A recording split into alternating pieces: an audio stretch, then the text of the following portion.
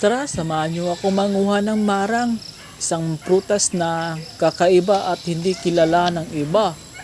Yung taga Luzon hindi kilala nito. Kaya tara, samahan niyo ako. Masarap po itong prutas na ito. Gawa po ito sa puno ng marang. Ginaya? Itong pag-akyat ko ng puno ay mahirap. Katulad sa iyo, nung una pa lang kitang nakita, nahirapan na ako sa iyo. Bakit ka?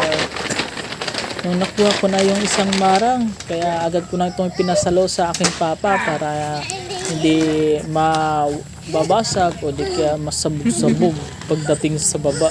Kaya dapat talagang saloin ito. At inakyat ko pa yung isa, mayroon pa isa. Dalawa po kasi ito eh.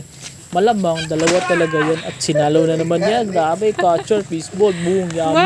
At tuwang-tuwa nga ang aking anak kasi makakain na naman siyang marang. At agad ko na nga itong tinikman. Talagang napakasarap. Yaw-yaw, buang ba? Takalagyaw-yaw. So yummy. Napakatamis nito. Mga choy. Naulahi ka kuha.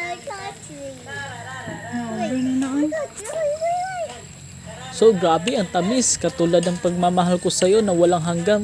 Grabe. Napakatamis. Wabi. Char. Ambot ni mo ay. Yummy take ko dasay. Tikman nyo naman.